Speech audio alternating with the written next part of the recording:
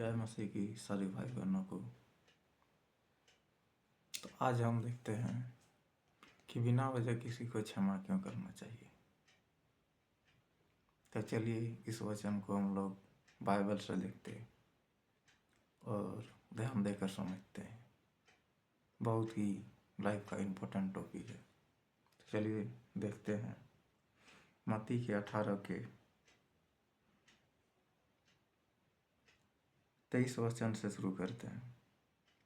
इसलिए स्वर्ग के राज्य की तुलना किसी ऐसे राजा से की जा सकती है जिसने अपने दासों से लेखा लेना चाहा।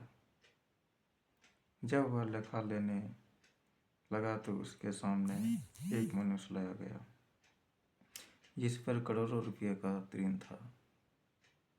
पर जब उसके पास ऋण चुकाने को कुछ न था तो उसके स्वामी ने आज्ञा दी कि उसे और उसकी स्त्री बच्चों तथा जो कुछ उसके पास है सब बेचकर ऋण चुका दिया जाए। इस पर दास ने गिरकर उसे दंडवत किया और कहा, स्वामी धैर्य रख, मैं सब कुछ चुका दूंगा।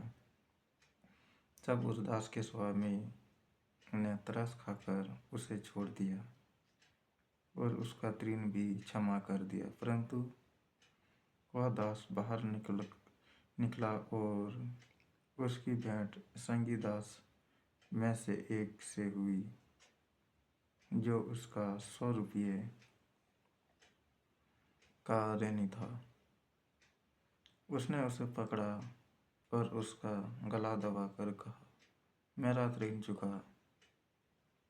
इस पर उसने संगी दास से गिरकर अनुनय विनय करने लगा, धैर्य रख, मैं सब कुछ चुका दूंगा। फिर भी वह न माना और उसे तब तक लिए बंदीगृह में डाल दिया जब तक कि वह ऋण न चुका दे।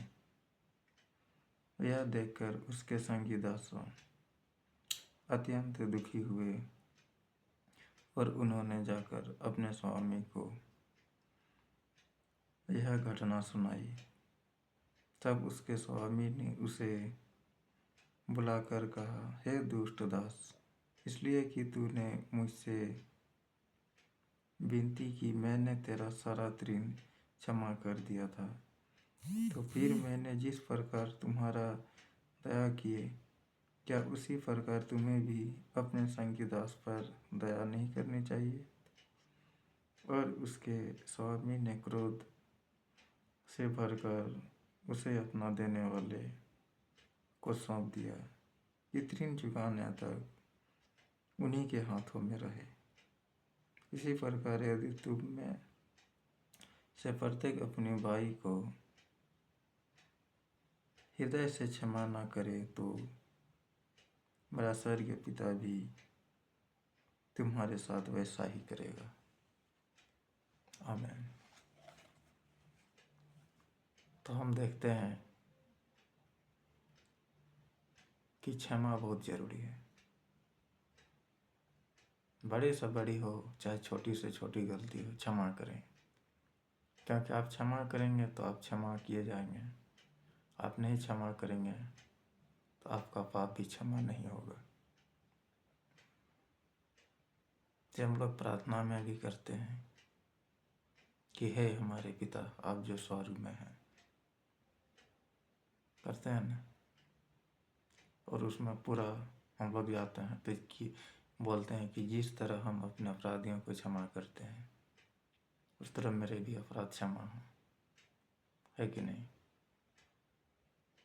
बोलते तो हम भाई, करते नहीं।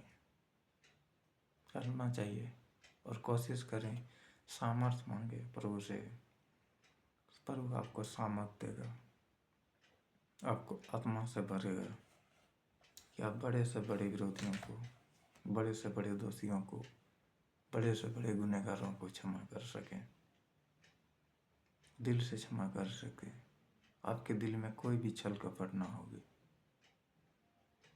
आप शाम को सोने से पहले प्रार्थना करके सोएं सुबह उठें, तुरंत प्रार्थना करें, इसके बाद ही कोई काम करें। आपको क्षमा करने में कोई कठिनाई नहीं होगी, कोई बदले की भावना आपके मन में नहीं होगा और आपके साथ हमेशा यहोवा के दूत छावनी किए हुए रहेंगे। आपको किसी भी चीज़ की कोई कमी, कोई घटी ना होगी। थोड़ा मुश्किल है, ठप है, दुनिया से अलग है, पर आप कोशिश करोगे तो संभव है। प्रभु आपको आशीष दे, बरकत दे और इस वचन के द्वारा आप आशीषित हुए हैं। मैं विश्वास करता हूँ कि प्रभु की आत्मा ने आपको छू लिया। यीशु मसीह के सामर्थ्य नाम से मैं प्रार्थना को करता हूँ। स्वर्गीय पिता का प्रेम, प्रभु यीशु मसीह के अनुग्रह और पवित्र आत्मा की सहभागिता आज से युगानुयुग आपके साथ बनी रहे। आमीन।